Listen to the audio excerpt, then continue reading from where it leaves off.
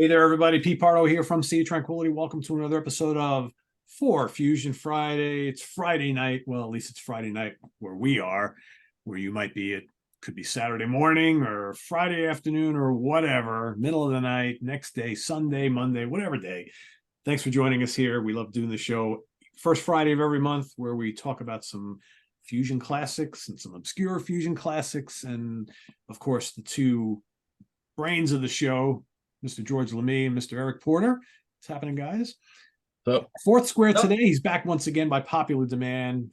You know him from In the Prog Seat, Mr. Louis Nasser. What's happening, Louis? nothing. I'm just happy. It's always an honor to be here with you guys. I always learn, and I always get to listen to incredible music. So, please, thank you for bringing me over. Speaking of incredible music, let me turn it over to the maestro himself, Mr. George Lamie, who's going to talk about some new releases that are coming out that we should be on the lookout for. So, George, take it away. Yeah, I'm liking the group this month. Releasing today is Hiromi's Sonic Wonderland. This is her first band lineup since 2016 Spark.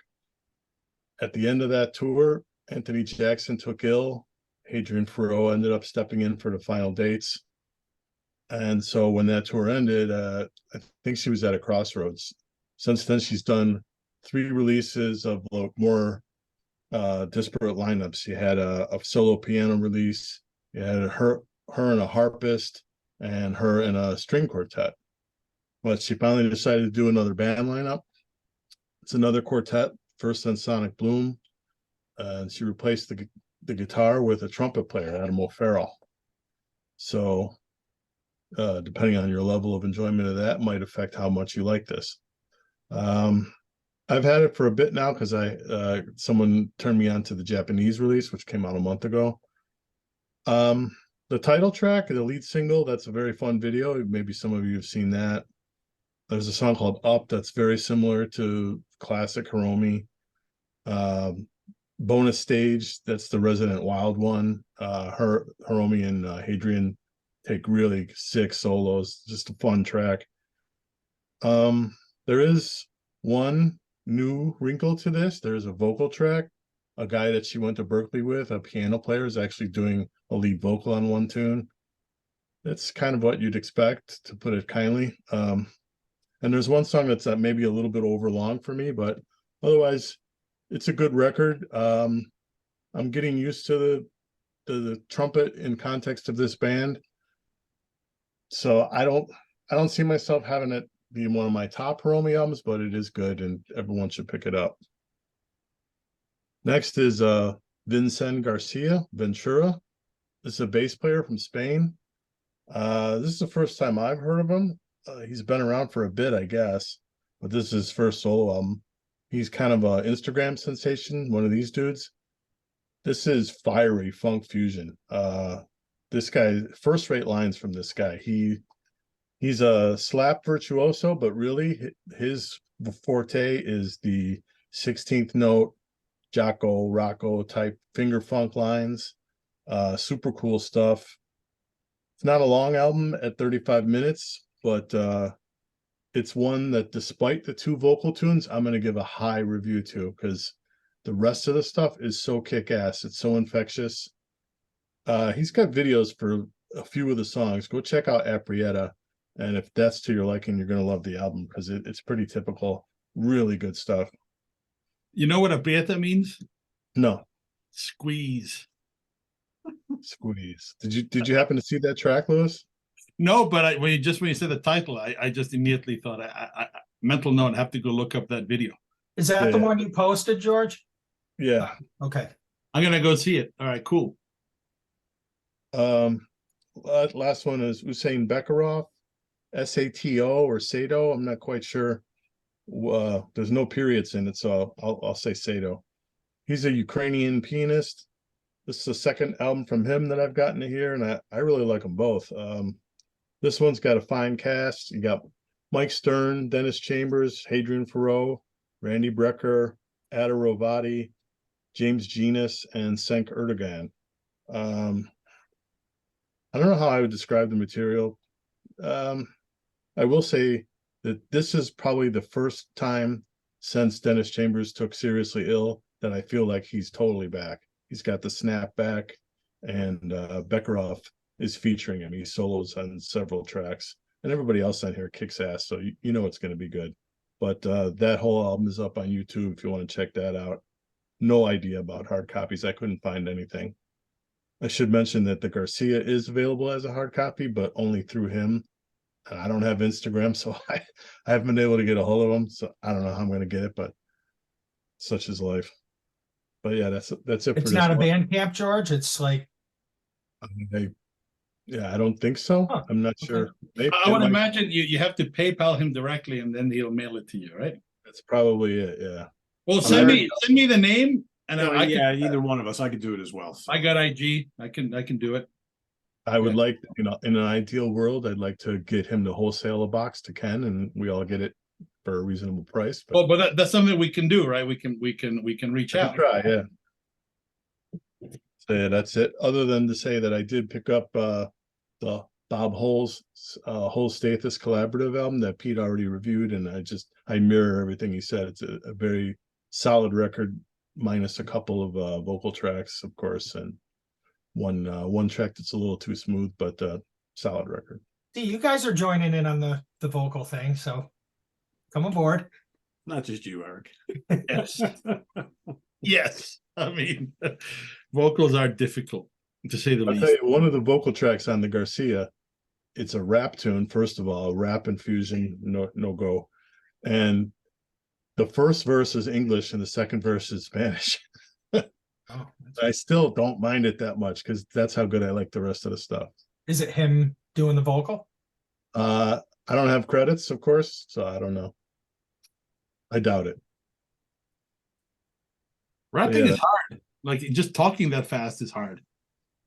Yeah, from what I know, Yeah. the guy sounds like he's got a good flow, but I want to know Yeah. about it. But yeah, that's it. All right, cool. So as So- always, we'll have George will put those down in the comments below for you guys to go copy and paste and check out. So Yeah. with that, brings us to the 4 albums featured today. So the square this month is based on the Abstract Logics label. It's a label out of North Carolina, was formed in 2005. The initial release being a band called Project Z, which is a band that had Jimmy Herring and Jeff Sipe. It's the brainchild of an Indian guy named Shovik Dutta. He was a super fan just like us, and he actually hosted one of the last Hellborg Lane Sipe gigs in his house, and he did a webcast on his blog. Early days, 2003 this was. He did a webcast on his blog, and he also worked a little bit on the Shakti reunion tour that was around that year. He did a little merch work, so he just started getting into stuff, putting his thumb in a lot of different pies. Formed the label in 2005. So after he did the Project Z with Herring, he also got Alex Mahacek, and it just kind of snowballed from there. And it took off. Now he's up to like 70 releases. So and he threw this festival in 2010, 2-day 8-band festival. I thought it was going to be a regular thing, but it's a very hard thing to do, to put something together like that. So the desire is there, but maybe other factors are getting in the way. I would say a trademark of this label is eclecticism. There's all kinds of different stuff on this label. It's not, if you've heard one thing, you've heard them all. It's definitely a mixed bag. So this month, in alphabetical order, you got Gary Husband, Dirty and Beautiful Volume 2, Anthony Jackson and Yiorgas Fakanas, Interspirit, John McLaughlin and Fourth Dimension, Now Hear This, and Lenny White, Anomaly. So we like to start these things off with Eric. What is your number 4, sir? Well, in listening to these, and obviously we get a month to spend on this, Some people get more, Lewis, but we get a month. And I think with this, you had said what I wanted to say in the beginning was the eclecticism. I think these 4 albums are quite different from each other. For me, my number 4 was Inner Spirit, which the first 2, Inner Power and Footprints, they just knocked me out. Great playing. I think Anthony Jackson, that bass line and that first song, Inner Power, is just absolutely killer. It's a very upbeat, lively tune. I think had the record kept that intensity, I feel like it kind of pulled back a bit in the middle of the album. I do like the horns in this a lot. There's some great players. I think Dave Weckl, Gambale appears on, is it Caldera, which is a really nice track. And that's probably Inner Power, Caldera, and the closer, actually, I don't know how to pronounce these, Perelia. That one has also some great bass and a guitar solo in that one. That's killer too. I think the energy level for me dropped a little bit in the middle of this record. And we talked about this between the 4 of us before the show started. These are all terrific, just slight differences, and maybe what I gravitate to might be different than you guys, and we'll obviously see as we go around. But I think that for me was just a little energy drop for me in this one, kind of in the middle section of the album. But other than that, there's still great stuff throughout. So, but that's my number 4. What about you, Lewis? What do you think? Well, we were talking before we started recording, and I want to thank George for always picking great music, because it really makes these assignments incredibly fucking difficult. But so I just want to say up front, in ranking them, this is really the sort of thing where, you have 4, but the levels are kind of like this, and you're looking at them from very far away, so it just looks like a straight line. So they're really kind of the same. The quality is amazing in all of them for different reasons. Now, out of the 4 that we're discussing, I think I'm also going to have to go with Inner Spirit as my least favorite one. Although the great stuff on that record is so good that you should just buy it. I do want to say that. The great songs are fucking incredible, and they're worth the price of admission. But I have some notes, and for example, in the title track, right? You have these very sinewy horn lines, and the bass line is just ridiculously good, right? And it's played so clean that it hides the fact it's a really filthy riff. Like but the guy's just so clean with it that it's just very smooth, but it's a beautiful thing. However, and this is a problem with a lot of fusion. Why those lame synth sounds? I don't get it. It's like, guys, have you not heard of Native Instruments? Have you not heard of all this shit that's out there? I mean, there's no excuse to do that, I would have liked something, even if it's a classic, it's classic for a reason. Throw in some crunchy Hammonds, throw in some gritty mellotron, something else, some other texture, or something really modern, like a granular synth.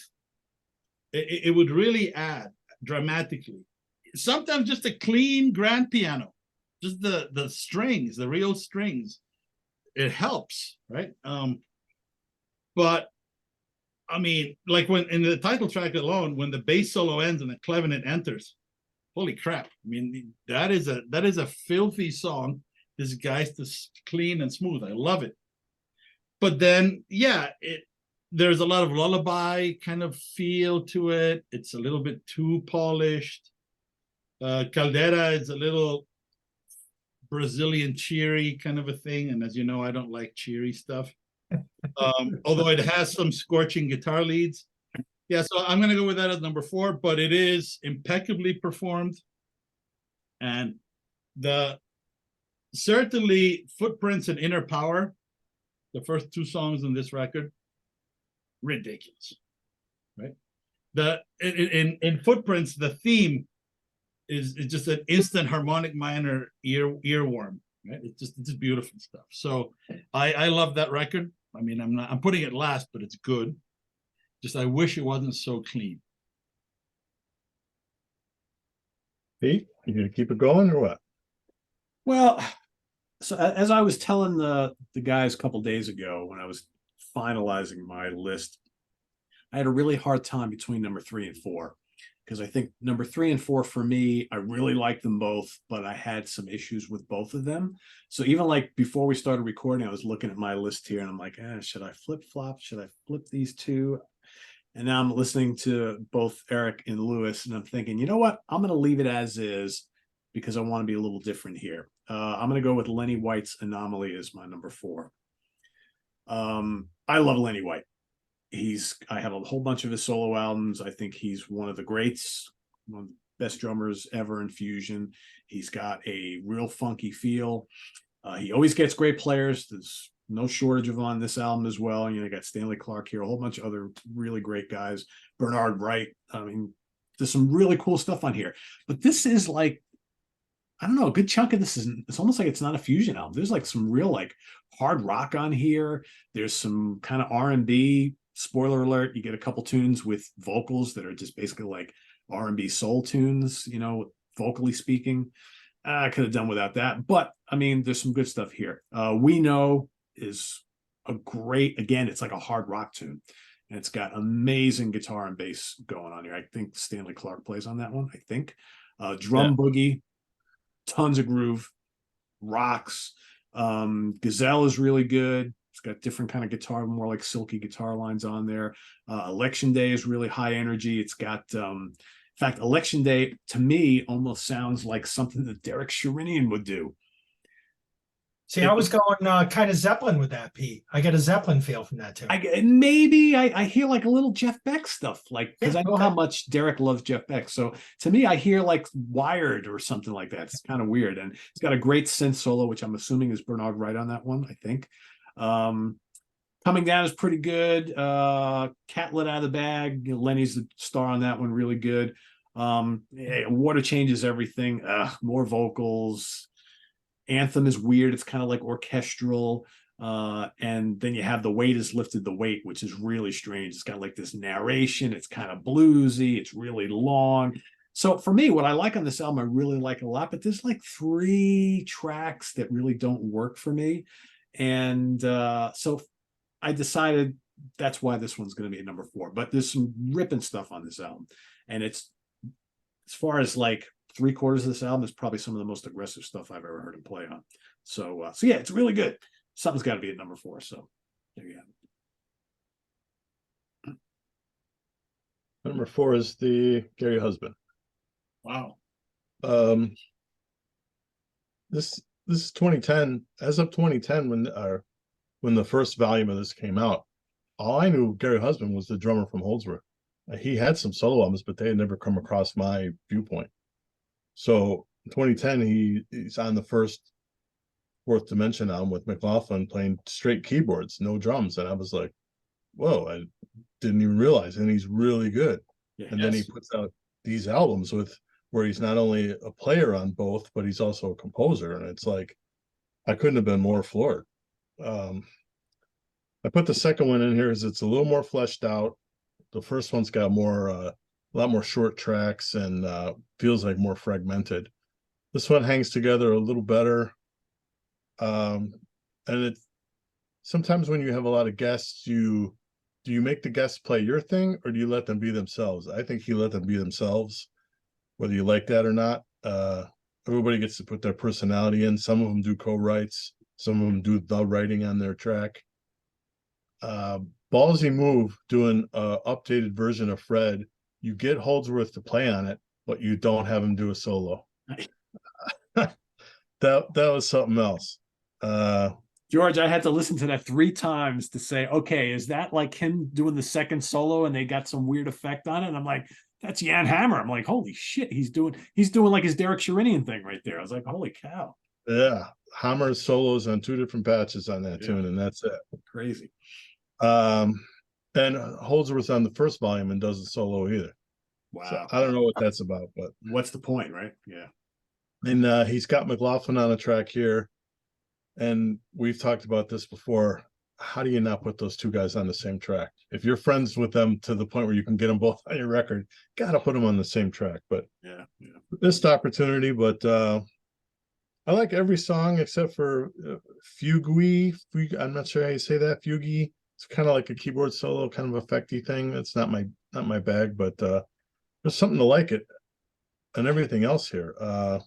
More guitarists than you can shake a stick at. You got Robin Trower, you got Alex Mahacek, you got Mike Stern, Jimmy Herring. I mean, it's more like who isn't on this? Yep. The only, if I had to ding it for anything, is that I don't know. Like, if you ask me what my favorite song is, I don't know.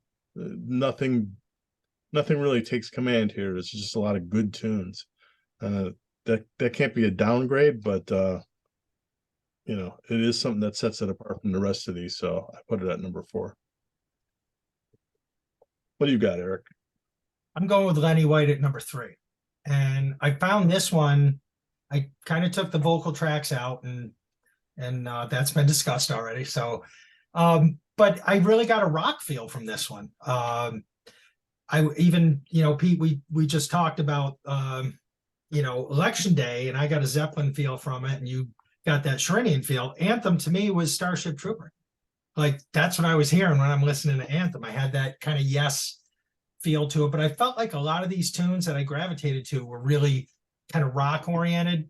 The vocal tunes took this down a peg for me.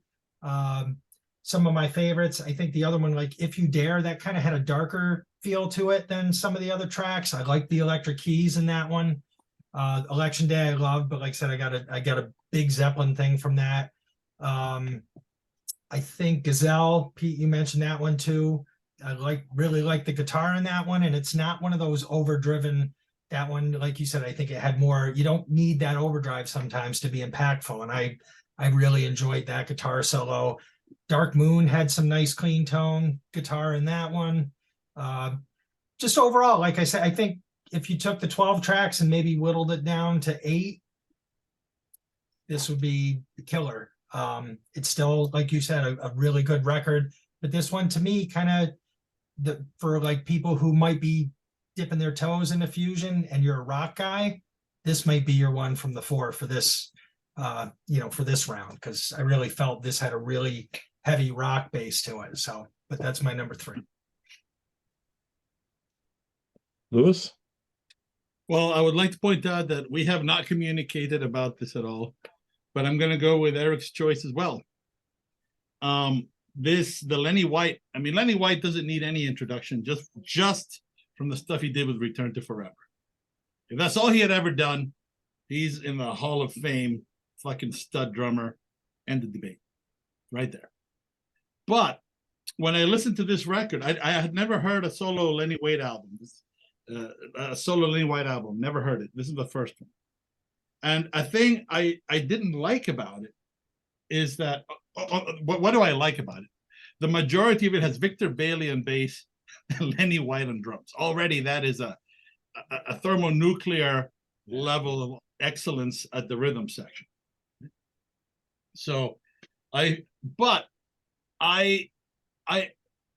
judging them also as albums, not just as individual songs put together in a package.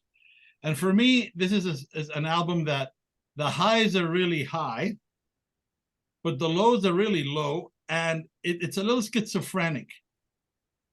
So, yes, it does rock, but then it sort of smooth rocks.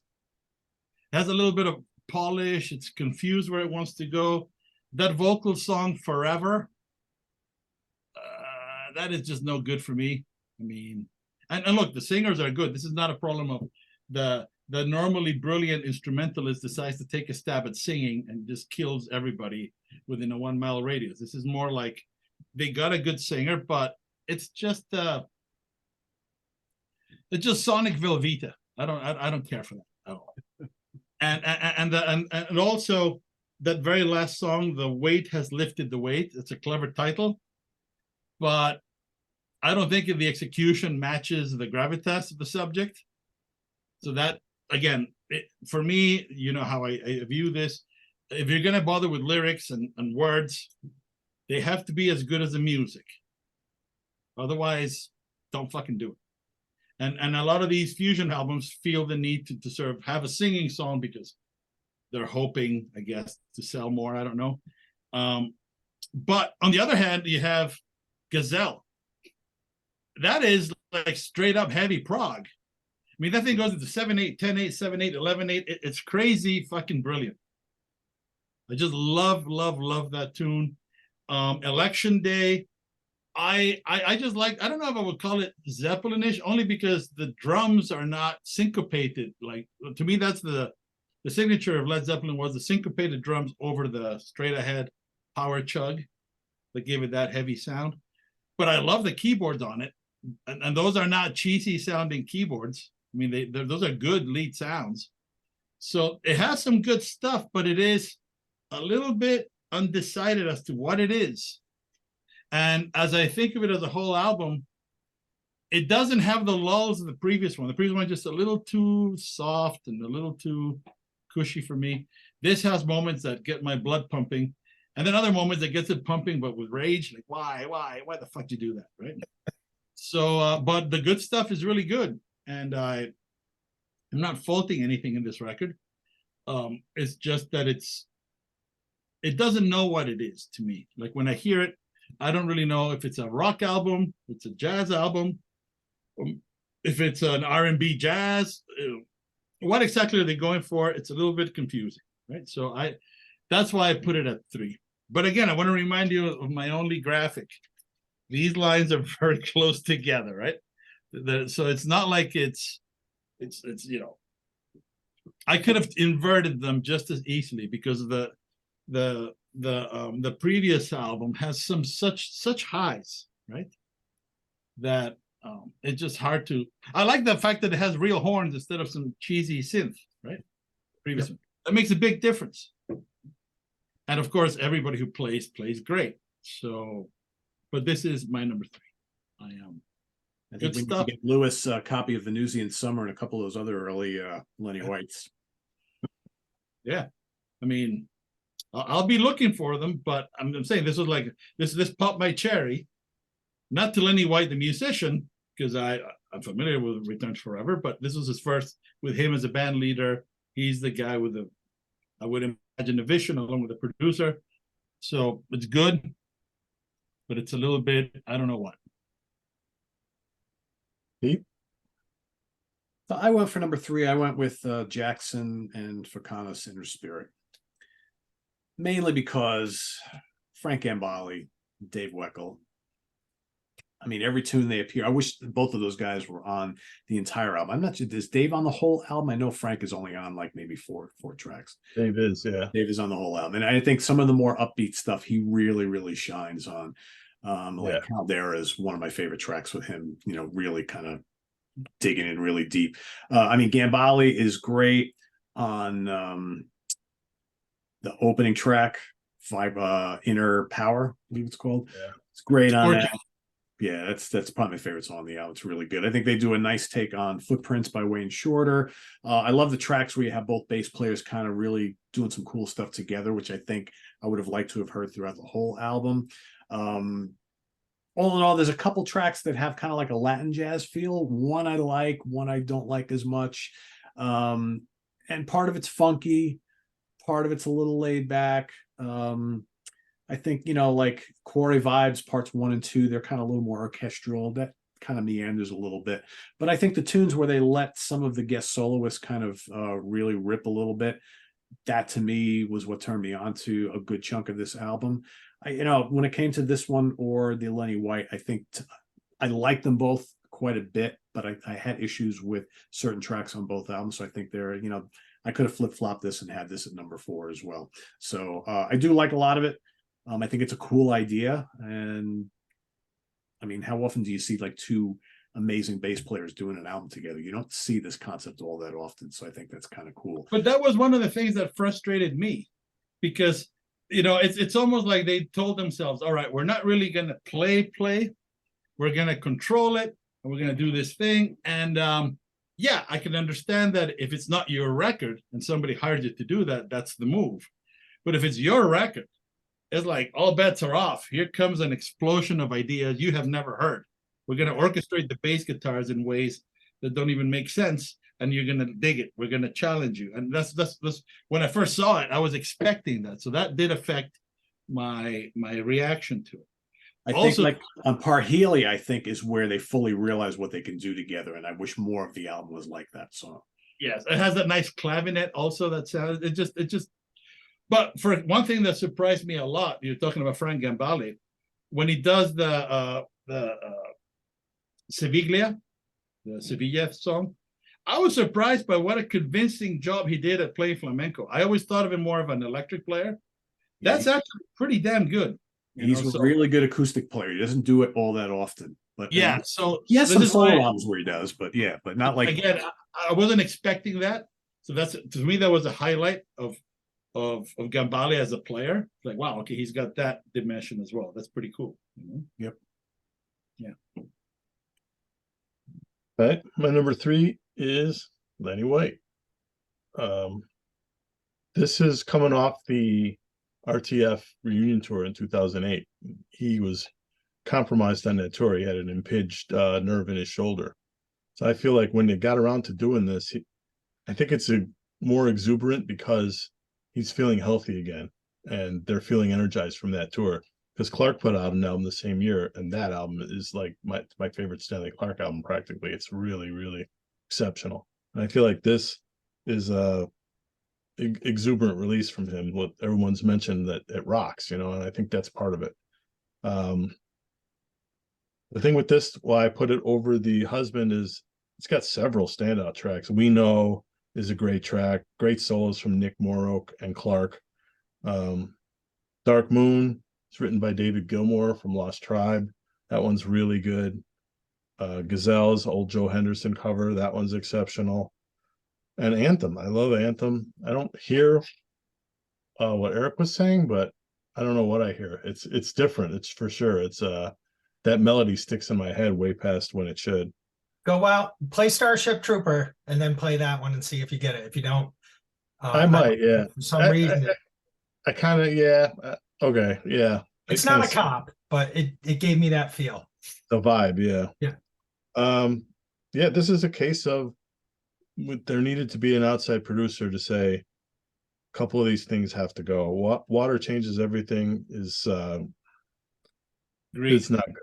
Yeah, and the weight has lifted. The weight, again, it's too long at 8.5 minutes, and it's just the spoken word intro is clunky. I just don't think he needed it. If you take those two off, I could tolerate the first vocal tune, the R&B tune. Like Lewis said, it's a good example of R&B vocals. Might not be my favorite thing, but it doesn't bother me like those other two songs do. Those two songs just, for me, don't belong here. But everything else, I like it, and because it had those standout tracks, that's why I put it over The Husband. But because it had some that I just can't listen to, that's why it's below my number 2. So, Eric, what's your 2? So my number 2 was probably in the beginning when I first got the assignment.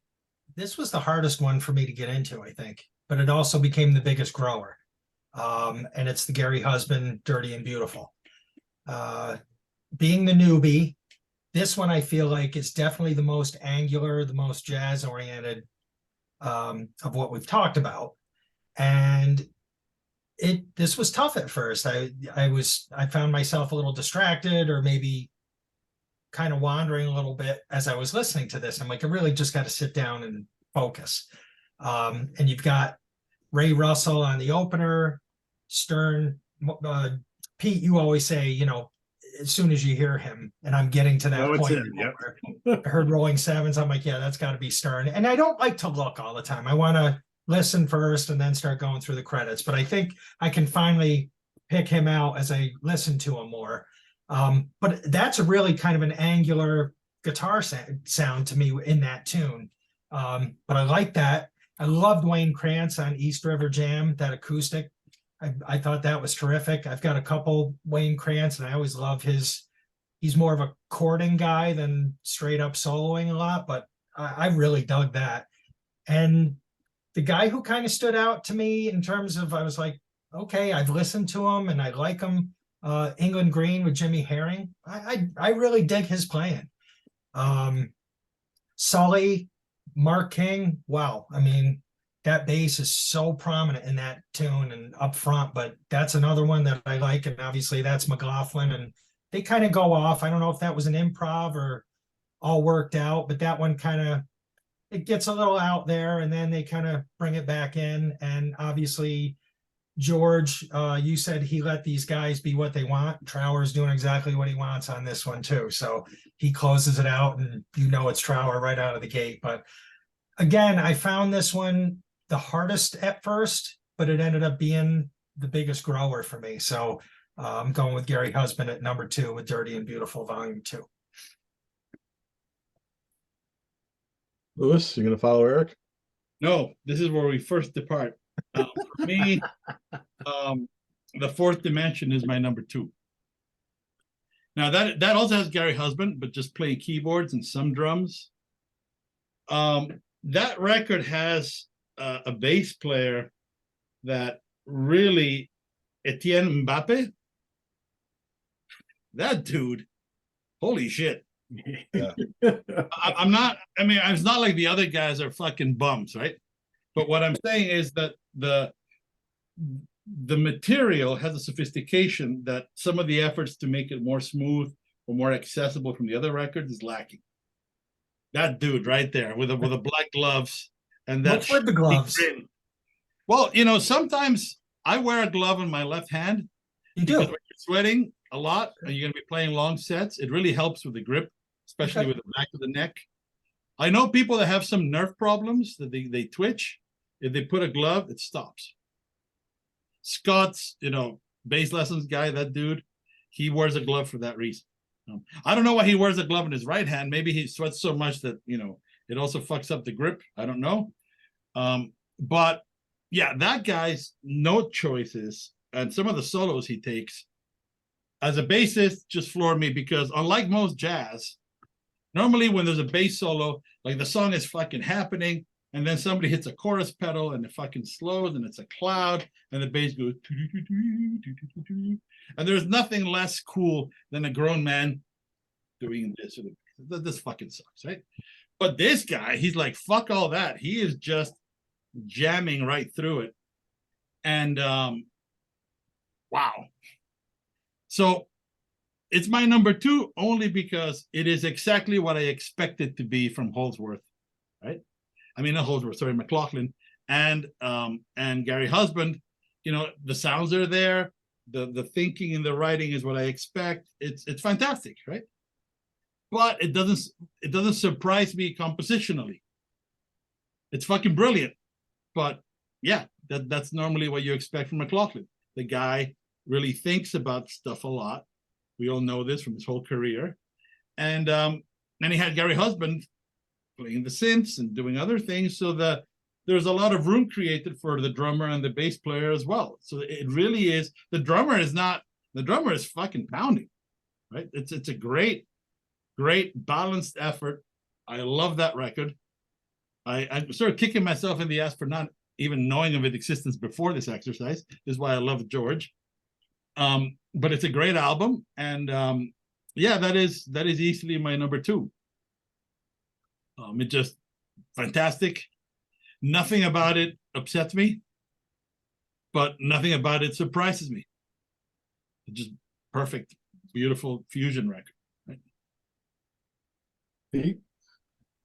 So I went with Gary Husband, Dirty and Beautiful Volume 2 for my number 2. I'll agree with Eric. This one, I mean, you look at that list of guest stars on here, you know it's going to be good. But I also kind of felt like George did at first. I'm like, all right, every track is like so different and everybody kind of pulls in their signature moves. And it's like, you know, it doesn't really, to me, at first, it didn't really sound much like a Gary Husband album, more like a kind of, here's all my guests and here's what they do. But then you listen to it again and you're like, well, what these guys do, they do really, really well on here. You know, Ray Russell is a guy who doesn't really get talked about much, but man, he is really great on Animals Had Guns too. It's just a smoldering solo on there. You Eric was talking about before, Mike Stern when you hear him, and why, every time Mike Stern appears on someone else's album, he does it on his own albums too. He's like, he does these solos that are like, a minute long, and they start off kind of slow and smoldering, and then he starts picking up in intensity, and then he kicks on the overdrive pedal. It's so Mike Stern. And like this solo in this song, like almost like it never ends, and you don't want it to end. It's totally, you know what you're going to get from Stern, but what you get is great. You got Wayne Krantz on here doing some really cool stuff. What blew my mind, because when I first looked at the track listing, I'm like, oh, they're really going to play Fred. I'm like, okay, that's cool. They're going to do it any different. It's going to be pretty traditional, close to the original. And then you got Holdsworth just not doing much of anything. And then Hammer comes in and does his solo. And then there comes this other solo that's completely wild and rampaging. And I had to listen to it like 3 times. I'm like, that's Hammer. I'm like, because my mind kept telling me, no, that's got to be Holdsworth doing some wacky effects or something like that. And then I'm like, that's Jan Hammer. I'm like, holy cow. Like, and it's an amazing solo, by the way. People need to hear it. One of his most aggressive and crazy synth solos I've heard in a long, long time. What else is here? Lock, Stock, and Two Smoking Brothers is really cool. We got Alex Machasik, however he says his name. That's really cool. I also want to mention, I think Gary Husband's drumming and keyboard work on this whole album is really, really good. He is, I was saying to George the other day, this guy is a true treasure, and he's so talented on everything he does. He's just so talented. He's a great composer too. Very, very underrated guy. Mark King on Sully is amazing. And there's lots of other stuff here. I think the McLaughlin song is great. Obviously he does some great work on that. Jimmy Herring, I wish that song was longer, because that guy is amazing. But I want to give some props to my man Robin Trower. I never in a million years would ever thought that he would appear on a fusion record, for crying out loud, for a blues guy, right? He's amazing on Yesternow Epilogue. I mean, it's like Eric said, it's total Trower, kicks on the wah-wah pedal and does his thing. You know it's him from the first note. And he's just basically ripping over some kind of funky grooves. I mean, I think it's really cool. I think this is a really great album, very, very enjoyable. But again, it's more like, I think I'm loving this album more for all the soloing and what everybody contributes, more than saying these are great songs, because I don't know, as songs, do they work all that well? I almost don't care. I just think that the playing on it is just so kick-ass. So that's my number 2. Like the Stern song isn't even a song, really. It's just an improvisation that Stern's wailing on, which is great.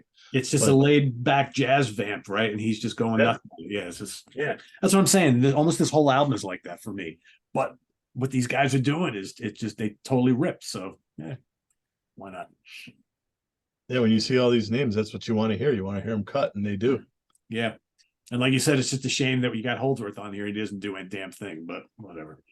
Kind of ballsy, right? Hey, Alan, come play on your song, but I'm going to have someone else do the solo. Yeah. He played those famous chords. Just do the chord. That's all we want you for. Like, but I think I only met Alan Holdsworth once, and I had a beer and a conversation with him. That's it. And I would imagine he would have loved that. Well, I'm sure he was fine with it. Yeah, I think he was that kind of a guy. He's already soloed over his fucking song, right, and played it live. yeah, So this is a new thing, and that's what you want, right? You want to hear your own music. Somebody else takes over. It's great. It's very flattering when that happens. So it's nice, Anyway, but yeah. To George's point, though, the fact that you got Alan and McLaughlin on the same album and they're not playing together. Come on, buddy. It's just like, didn't we do another show a couple months ago where we had it was Gambale and someone else were also on the same album? What's that? Gambale and Morse. Yes. And they didn't play on the same song. I'm like, come on, man. It's such a missed opportunity. All right. Number 2 is Jackson Fakanas. First of all, this is not really, to me, this is not Anthony Jackson anything. This is a Fakanas record. He writes all the songs except for the one cover. And for as far as I can tell, Anthony Jackson only plays underneath all the solos. They take turns being the bassist on all the different solo progressions. If Anthony Jackson plays other than that, I can't pick him out. So maybe that's a fault in production, or because obviously I know Anthony Jackson's playing pretty well after all these years. I can't really pick him out that well. But it's not that big a deal. I just find it interesting. It feels like a tribute to Anthony that he just put his name on it, and he just liked, the way he feels about him as a person. I'm going to say the same things that you guys said, though. It's basically really driven by 3 songs: Inner Power, Caldera, and Parhelia. Those 3 songs, that alone is why I put it over the Lenny White, because those 3 are just so good. And the Footprints cover is good. It's not great, maybe, but it's good. But I feel the same thing as you guys do. That middle of the album swoon, it's not a major swoon, but it's just, again, a good producer would have came in, and the album's 73.5 minutes. Yes, And those middle songs are all 10 minutes, 9 minutes, 9 minutes. A producer would have came in and said, okay, take this one out and save it for the next record, because it's too many slow mid-tempo songs in a row, and the album's just too long. Sometimes more is not more. It's just served better by changing the pace up a little bit. But other than that, I mean, like Pete said, you got Weckl and Gambale wailing on certain songs together. Parhelia and Inner Power, they both solo on both of those tunes.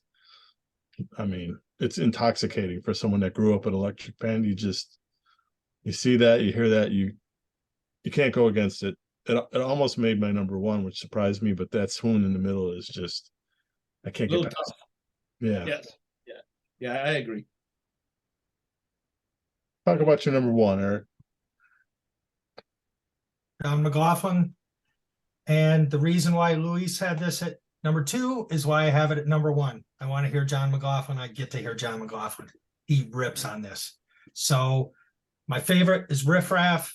Go listen to that. If you love that, buy the record. Because the guy just amazes me that his age and everything else, people slow down. He's not slowing down. He's just fire. Transfusion, the opener, same thing. And even some of the moodier stuff, I think Wonderfall is a kind of a laid back, but I don't know, the bass and the drumming on that one I love. Call and Answer, full of intense riffing. I think Echoes from Then is kind of bluesy, but then it kind of morphs into more of a jazzy jam. But I don't know. I got exactly what I wanted on this, and I loved this. So that's why that was my number 1.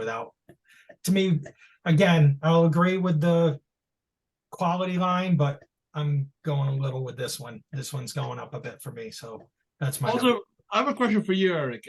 Yes. You tend to like more melodic stuff. What I liked about this record a lot is that even the slower songs, at least for my subjective line of taste, they fell on the right side of corny. Like there was always just a little twist or a little unexpected thing from these minds that pushed it over the edge. Where, yeah, it's a soft tune, but maybe the patches for the keyboards are interesting. And Gary Husband's thinking, and that guy is a brilliant. So you guys were talking about Gary Husband. I mean, drums and keyboards, and he's top level for both, right? I mean, come on, that's like alien stuff. To be that quality, and he does a lot of producing too, right? Yeah. He kind of a guy. I mean, superior talent across the board. Absolutely. It's a pleasure, right? It's a privilege to hear that from someone. So absolutely. To Lewis's point, I think about the whole like some of the mellower tracks on the album, the more melodic. Like I thought, like Not Here, Not There. It does exactly what you said, Lewis. It's like it's a little laid back. It's kind of like that bluesy jazz thing, which sometimes we shy away from, but I think they make it work there with some really tasty soloing and kind of elevate it a little bit above something that could have been slightly generic. And sometimes those chords, they just make them a little spicy. Yeah. So they're posing more interesting questions. It's not exactly, just here comes the ballad, right? I know what's going to happen. I've never heard it, but I know it. Right? You can't really say that. I really like that. So, kudos. So before Lewis goes, we've come to that point in the program where people in the chat and people in the comments are probably saying, when is Lewis going to put that damn whiteboard to use during this program today? Well, as everybody can see.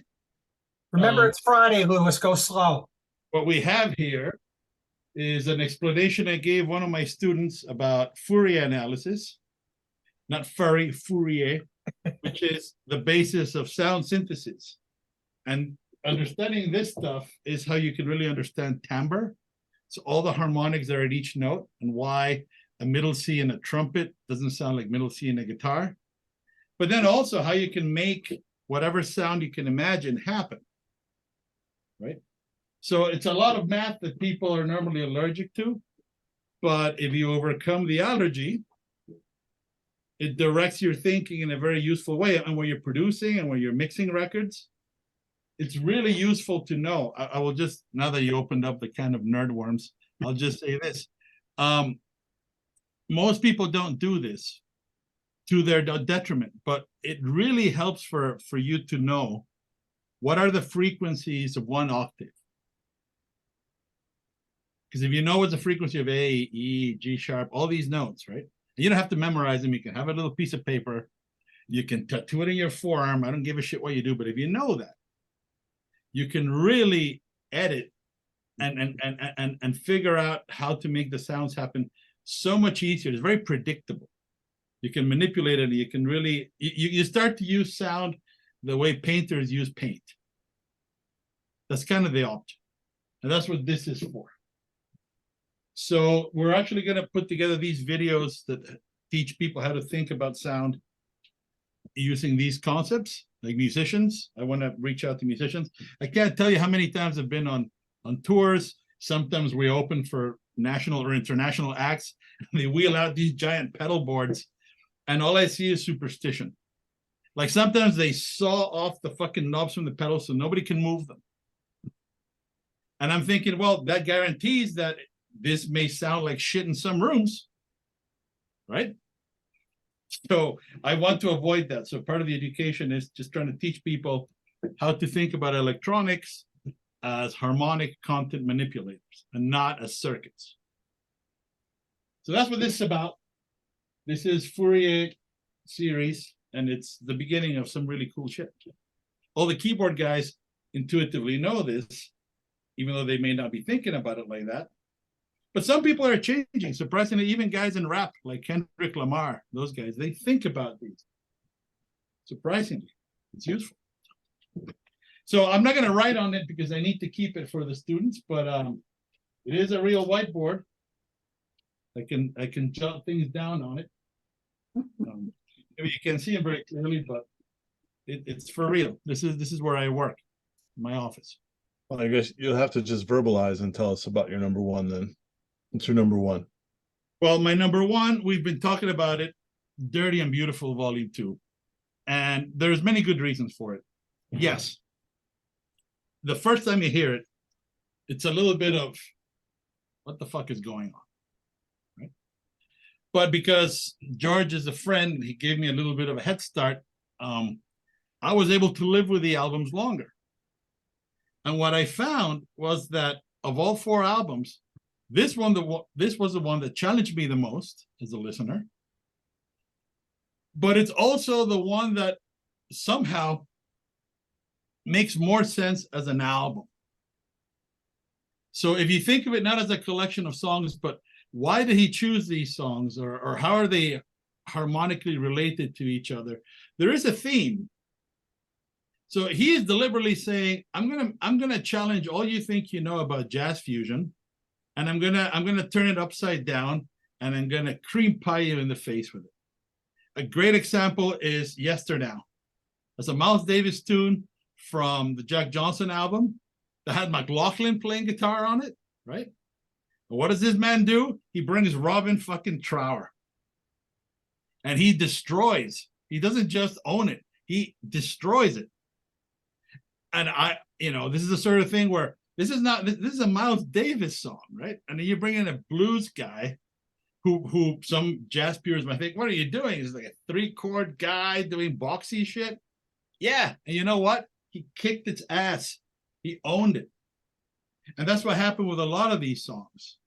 I find that having a Holdsworth tune where Holdsworth doesn't solo is a brilliant move. First of all, it makes it clear that Holdsworth is cool with it. And second of all, it's something completely unexpected. And that is something that I really appreciate. When I'm listening to a record and I am constantly surprised, I am really happy. Because that is my ultimate joy, is being challenged and being surprised and learning. Just learning from what these great minds can think of, for me, is the object. So every song here, I mean, Jan Hammer, he's a freak.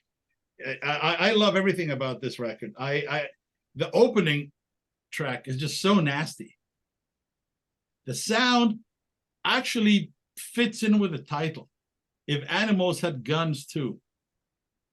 Can you imagine giving monkeys guns, or livestock? Yeah, that's what that sounds like. It's great. And I just love it. I really liked the explanation that George offered about abstract logics initially. I didn't know anything about it, but now I see that there is a drive to be eclectic. There is a drive to give an opportunity to things that more mainstream labels probably would say, no, we're not doing that. Right? Get serious. We're investing money. This is not a charity. Fuck off. Like, they're doing it. And that is brilliant. That is more the spirit of the original labels in the 60s and 70s, right? Where people would invest because they didn't know if it would sell. And then people were really creative. And then the experts came in with all their slick ideas, and everything became standardized. I love this. So I am really happy I got a chance to hear it. And I would recommend anybody who really likes jazz but wants it to have some rock strength to give it a shot, because this record is just killer, top to bottom. Again, I would like to remind our viewers, it's very flat. There's not huge differences.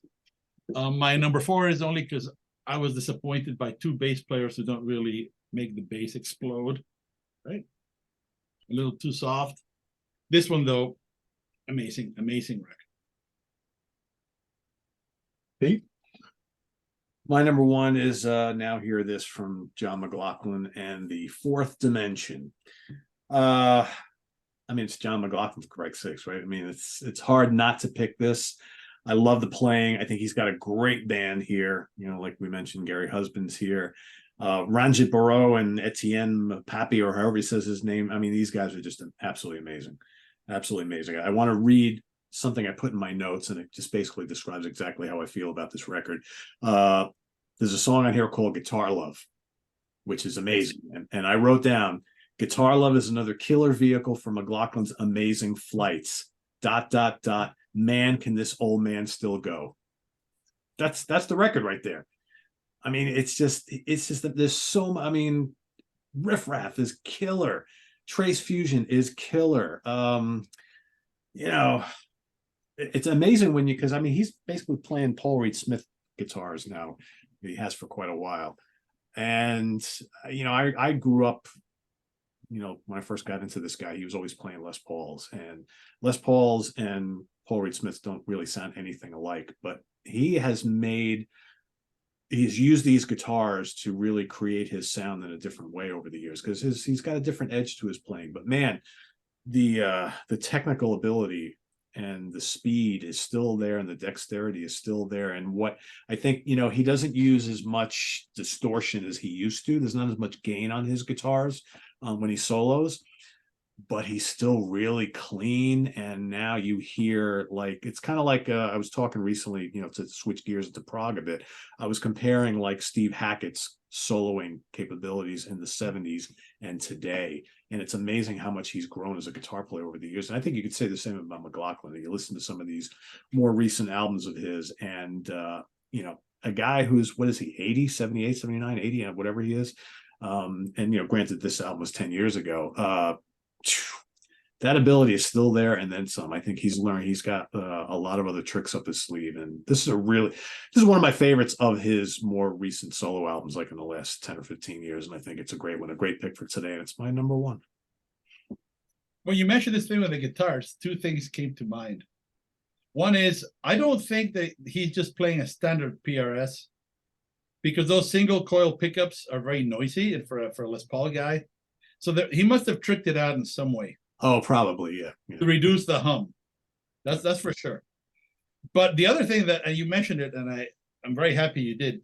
I think what happens with as you've been playing for a long time, if you add a lot of distortion to your guitar, you're going for a texture. But you see, distortion just adds a lot of harmonics.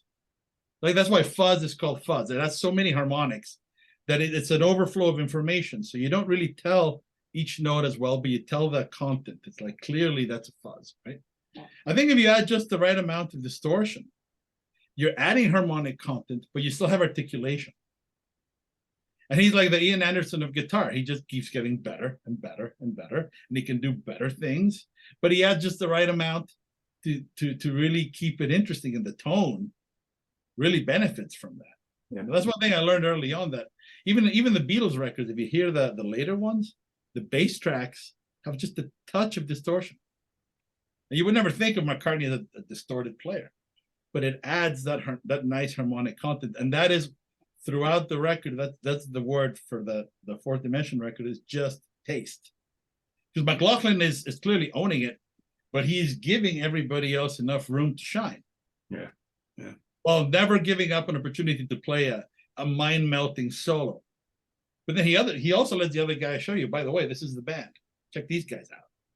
So it is a beautiful thing. It was just less surprising to me as a whole than the other one, but it's a brilliant record. I can't fault it in any way. You compare and contrast him to someone like Di Meola, who, I mean, on the songwriting end and just the fire end of it, I mean, he's outpacing Al so bad it's like silly.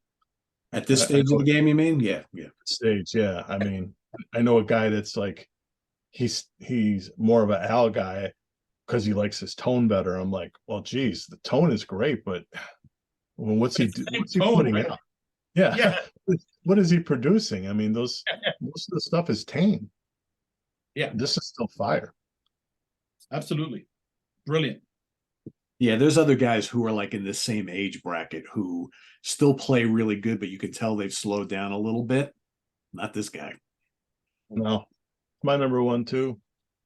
As soon as I had the idea to do this label, he's got to be on it. He's pretty much the flagship artist of the label.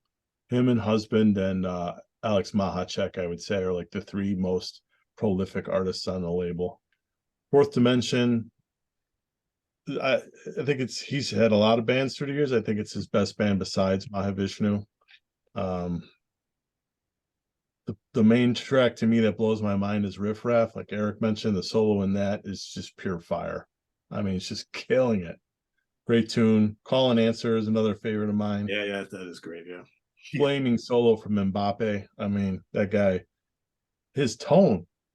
He's got you don't got one of those safety tones with the effects on it. It's the real bass tone. Just hits you right in the chest.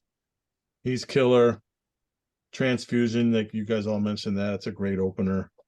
I guess the only tune, Wonderfall, is not my favorite tune. It's the one track I have a little trouble with on here, but certainly not a bad song at all. They were the headline act at the festival in 2010. They played, and then at the end of their set, there was like an all-star jam tribute to McLaughlin, where he didn't come out and play. Just everybody else on the festival played like Mahavishnu tracks and tracks throughout his career. That was probably the highlight of the festival. That was really awesome. You had Tom Guarna and Jimmy Herring and Mahacek, all these guys playing his stuff. It was really cool. How many people did that show draw? I think the club was like maybe 800 seater, something like that.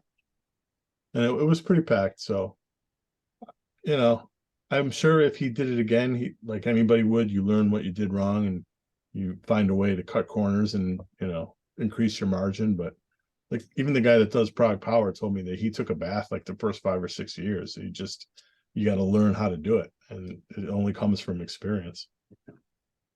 But yeah, Fourth Dimension, it's a shame that he's getting up there to the point where you know, they're going to go away pretty soon. But if anybody hasn't checked into these records, you really, really should. I think they're exceptional stuff. If anyone's going to ask right away, let me tell you that of these albums, they're all still in print except the Gary Husband. I don't think is in print anymore, but the rest you should still be able to get. Abstract Logics has a Bandcamp, and at the time I sent them to Lewis, 3 of them were under $10 or $10 or under. 3 of the 5 that we're going to talk about. So Insane. Yeah. not exactly breaking the bank. There's no reason not to buy all 4 records if you can find them. These are all great, great records. And the label's still active, George? Still active. They pared down a little bit. It's mostly the guys I mentioned. Oz Noise on the label now. He's one of the more active producers. Yeah, but not quite as in the heyday. It was, I don't know, 6, 7 releases a year. Now it's like half that, it seems like, but I don't know. That's not hard fact. The George's pick this month, Tony Gray, Chasing Shadows. This, I took a chance here. I wanted to shake it up a little bit, knock it out of the form a little bit. Lately, it's like the George's pick is almost like the best one on the show. So I thought I'd take more of a risk. This is more of a softer tenor. It's not gritty, crunchy kind of thing. Tempos are still upbeat, but it's more of a light feel. You know, maybe Beanie-esque or Yellow Jackets-esque, somewhere in that neck of the woods. Tony is John McLaughlin's nephew. And at the time of this recording, he was the bass player in Hiromi, the original band, and also Sonic Bloom. He was her bass player, and she appears on one track on the record. What'd you think, Eric? This one wasn't my thing, so don't hate me, Lewis. To me, it was a little bit mellow overall, and I think you had said that, and you picked it on purpose. And obviously, the guy's a great bass player, and that's up front. I mean, he's the guy, so I think a lot of the songs feature that. The title track, again, nice bass work. That is it, that harmonica kind of sound in there or whatever. I don't know what, or I don't know if that's done on a keyboard or if it's a true harmonica. I mean, that's kind of a neat sound to throw in. I just, for me, it just kind of simmers, and it never really got me through a number of listens. I think something like Guiding Light had a lot of fire going into that trumpet solo, but I want more of that. But again, that's not the vibe of the record, and so I'm probably looking for something that's not there rather than trying to appreciate what's there. But for me, this one was a bit of a challenge. I kept going back to the 4, and I know I got to listen to this one for the show. Peace of Mind, the scatting, again, I'm being picky, but that doesn't work for me. And I don't know what else to say other than I'm sure Lewis is going to go over all the bass stuff. The guy sounds like a fantastic player, but just the songs and kind of the tone of the albums really wasn't my thing. So you're not going to say you needed more guitar? Come on, man. Would I say that, George? Would I ever say that? There's only guitar on 3 tracks, and it's most a soloing vehicle. It's not there for grit. Yeah. So I figured of the panel, you would have the hardest time with it. But what'd you think, Lewis? I love that record. I think that it sort of conceptually really hangs. I don't know if this is something that I'm putting into it, or it's something that Tony Gray actually did deliberately, but there is a darkness to everything. There is like an inner struggle to all the music. If you take the titles, Dark Within, Chasing Shadows, Walking In, Walking Out, No Man's Land, Don't Look for Love, there is a theme in the music, and that this is not the soundtrack of the fire is more like coals that are glowing, Smoldering, explosive. Yeah, it's a record. That's a very good word. It smolders, but it also creates this really beautiful story arc again, if you listen to it and you think of it, I had that privilege, so I thank George for it. I had enough time with it where I could hear it as an album. And yes, it is not explosivo like some of the other ones, but it really is hypnotizing. And it for me, it really drew me in. I sometimes felt like, although it doesn't explicitly repeat any themes, it does kind of dwell in this like harmonic realm, and it just kind of shows you various sides of that polygon. It's really very clever, I thought. And I like the fact that it's not like, I mean, it does have some brilliant bass solos. Of course, this guy can play the bass like nobody's business, but it's more than that. I think that this one succeeds where the Anthony Jackson and the other guy, the Greek guy, fail. I think this one really does serve the music, and the solos exist for a practical purpose of the song, as opposed to, okay, we need a background for you to solo like a fiend, right? I really like that aspect of this record. I love it. I of all five that I got, other than the Gary Husband was my number one, and of course 4 Dimension, this one was the one I liked the most. This was, I really love this record. I think it is subdued, as Eric said, but I think it's subdued not in a mellow way. I think there's like an inner, which I resonate with, and it makes sense to me, and I really fell in love with it. I think it's a beautiful album. I really do. I thought maybe I was having trouble coming up with a pick, because just differentiating the fifth one, I thought about one that Mike Jacobs wanted me to get in, and I thought in the end, I thought maybe this one might appeal to you. I mean, something about it. Thank you, man, because that was right up my alley. I thought it was it's so well thought out. The compositions are perfectly, carefully, they reach their level, again, like water. I think I don't have in the files that you sent me the information in the back panel. It is not a complaint, but I'm just informing. I am more ignorant than normal because I couldn't read, even with my glasses, what was on the back panel, so I don't know very much about who's in what track. But I just listened to it over and over and over and fell in love with it. And that was also my approach to this, by the way. At first I tried to listen without even looking at what it was. It said play, and I would listen. So I didn't want to, for all 5 albums, I didn't want to have an expectation. I just wanted to be able to judge them. Because what Eric says happens to me a lot. Sometimes I judge an album based on what I want it to be and not what it is. So I really just wanted to hear what they did. And then once I had sort of absorbed it, then I started to look into the information. I would listen again, make notes, that sort of thing. So yeah, I love this record. This is great. Chasing Shadows, I love that pick.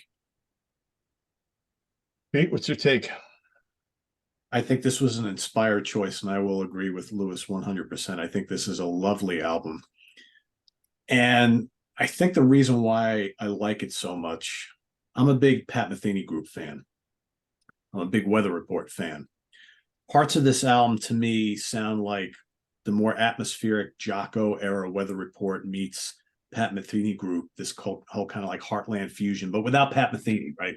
I get that vibe, and I can understand why, Eric had maybe some issues with parts of this album. It is a little hauntingly mellow at times, but I didn't mind that. I really like the compositions. I think there's some great playing on here. It's just not your typical fusion fare, but I think the songs kind of stick with you, in a weird way. Like I keep going back to this word haunting that I used just now, and it's that quality. It's hard to pin down. So it's a reason why I really like so many of those like late 70s Pat Metheny Group albums, because they do a similar thing to me. But there's great chops on here. I mean, the guy is an amazing bass player. I think the title track is so good. Just so good. Really like that. I love Walking and Walking Out is another great one. Guiding Light. I mean, man, that piano and the trumpet just work so well here. And while it's nice to hear like some guitar and like No Man's Land, this is one of those albums where I'm like, I almost didn't mind that each song wasn't saturated with a guitar. When you hear it, you're like, oh, cool. It's good to hear that. But I almost didn't miss it throughout the whole rest of the album. So, and Peace of Mind is wonderful too. I really like this one a lot. In fact, I'll agree with Lewis. Out of the 5, this is my number 3 favorite out of all of them, I think. And it probably could even be higher. Really, really good. It's really interesting what you said, Pete, about the weather report comparison, because I think you nailed it. I think that what I really liked about this record, which is something that not all jazz records have, is that it has kind of ambiguous harmony, in the sense that jazz players love to play all the notes in the chord. They're really thick, heavy chords, and then the game is, how do you then solo over that, right? Yeah. It's kind of this guy leaves a lot of questions in every chord. So the melodies that you choose are actually changing the chords in ways that you can't in a normal jazz context. And that is a very much a Wayne Shorter thing. And, yes. and I think that is what we're hearing in this record, that really clever use of negative space harmonically. Yes. And it creates an unease. That's that haunting thing you're saying. It's like it creates a little bit of an unease. It's like a question that's never really fully answered. I love it. That's a great way of putting it. I didn't make the weather report connection, but now you mention it, I think. Well, that's why Weather Report to me were so different from every other fusion band, because of that Wayne Shorter and Zawinul writing signature style together. Their music is unlike any other, and there is that you mentioned this whole thing about space, right? Yes. Look, all those Weather Report albums are filled with that. That's why, like, for a lot of people, Weather Report is hard to get into if you're used to the more busier arrangements of like a Return to Forever or a Mahavishnu and whatnot. Weather Report's not like that at all. That's because of those two guys. And I get a lot of that vibe on this album, in addition to the whole Pat Metheny kind of like atmospheric kind of heartland fusion type thing, which is going on. So, but yeah, that negative space is exactly what makes it magical. That's exactly right. I think you nailed it. Yep. Yeah, the Tennis came out. I mean, I was in the throes of my Hiromi love. So I was willing to give it a chance based on that. And I was taken by how different it is from her and anybody else on the scene. His writing is pretty unique. Chasing Shadows is a great opener. Yes. My favorite tracks are in the middle. No Man's Land and Peace of Mind are the 2 tracks with Ronald Brunner Jr. on drums. That guy's one of the beasts on the scene. He's insane. And Dark Within, the track with his boss Hiromi on there. It's interesting to hear her play over somebody else's progression. Really dark tune. Her solo is sublime. It's really good. Tim Miller plays guitar on 2 tracks, both of his tracks. He's like a really well chosen guy for this music. It's got a lot of these soft edges, and he's got that soft holder, the sinewy technique. That's just the right pick. You wouldn't pick like he wouldn't get his Uncle John to play on this. You don't. That's not the approach you want on these tracks. So that was an inspired pick. I like all of it except for Don't Look for Love. I mean, you hear that song title and you know that's not going to be your top jam. But other than that, I mean, if you can go for something of a little softer tenor, but it's still upbeat. It's not snoozy. It's just, it's not a face. That smoldering thing to it. I love it. Yeah. It won't melt your face, but for me, the melodies alone will keep you entertained. If you just got to maybe put some time in, maybe Eric will come around on it. I don't have the sophistication yet. There's not sophistication at all. It's just don't think of it like that. Just let what you like, and that's perfectly valid. I'm just saying, for me, I had more time with it, so I had that luxury to really just let it do its thing, and that's how I fell in love with it. At first, it did seem a little sedate. It doesn't punch you in the face like the Gary Husbands, Volume 2. Right. And what Pete said might have clicked too, because the Metheny, I don't think I made any connection to that at all. And I'm like, okay. So now that Pete said that, gives me another thing to go in and kind of. It's a beautiful record, but it's subtle. It takes some time, right? Yes. I want to mention I made like I had for previous episodes, I made an Abstract Logics playlist. I'm going to have it on the YouTube. I'll put the link in the comments. So there's going to be a track from all these albums and then tracks from other releases on the label as well. So everyone should check that out. Fantastic. Sounds good. So I guess everybody watching has some homework of their own to do, right? So go ahead and listen to these. Might as well throw all 5 out there, right? And let us know Yes, what you think please. down in the comments below, and rank them as you like them. That's what it's all about. And George, like I said, we'll have down in the comments, we'll pin the list of the new releases that are coming out for you to check out as well. So thanks for watching, everybody. And again, I want to thank Lewis for Thank you for having me. I love being on this show. I always watch it. I always learn, and I feel very honored to be here. So thank you for inviting me. always a good addition to the crew. I would mention too, next month we already are set to go. It's going to be another regional square. We're going to the UK, and guest will be a guy that's not only a super fan and a podcaster, he is the manager of Snarky Puppy as well as other artists, and Nice. they're like the most visible band in the genre. So Mike Chadwick will be the guest. Awesome. Fucking awesome. That should be great. So thanks for watching another episode of 4Fusion Friday, everybody. Visit us on the web at www.seatranquility.org. We're on Facebook, we're on YouTube, all together, all the damn time. In addition to subscribing and all that good stuff, please spread the word of this show. If you have other Fusion fans who occasionally come onto YouTube, or maybe don't come onto YouTube at all, well, maybe now's the time. So please send the link out to this episode to all your friends and associates who love great instrumental music, or mostly instrumental music anyway. Occasionally we do get some vocal pieces here on some of the albums we talk about. We don't love that usually, but we deal with it. So thanks everybody, and this is on the If I may, just one thing. Please support this channel in other ways. Like look at this hoodie. Now, you will not buy the hoodie and get this magnificent torso, but it will get you part of the way. And it's an amazing garment. Look at the artwork. I'm gonna flash my chest at you. Look at that. Yeah. Fucking awesome octopus. It's a great hoodie.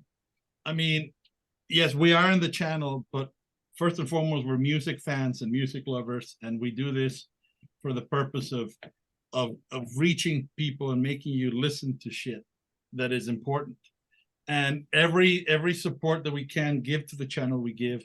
So buy some shirts, get some stuff, get your ears into it, please. So support in this. In addition to that, please support the artists that we're talking about. I think that's the important thing. Buy records. Yeah. Go onto their Bandcamp pages, go to wherever, and support the artists we're talking about, especially the fusion artists, because as George can tell you, it's a struggle. The reason they don't play live a lot and they don't make tons of albums, some of them, is because there's just no money in it, obviously. But they're making great music, and when it is available, go support it. Please do. Please. So thanks for watching, everybody. We'll see you next month here on 4Fusion Friday. For Lewis Nasser, George Lamie, and Eric Porter, I am Pete Pardo. Enjoy the rest of your weekend, everybody. Thanks for spending your Friday evening with us, and stay tuned tomorrow for the duo from hell. No, the duo from the UK, Stephen Reed and Simon Bray, along with myself, for the UK connection tomorrow. We're doing our Thin Lizzy program, favorite, least favorite Thin Lizzy albums. And then, of course, on Sunday is Ranking the Albums. I will be ranking the catalog of the great psychedelic stoner prog band Weed Pecker. I know the name is bizarre, but the band is great. So don't miss that. Till then, take care, everybody. Thanks for watching. Bye-bye.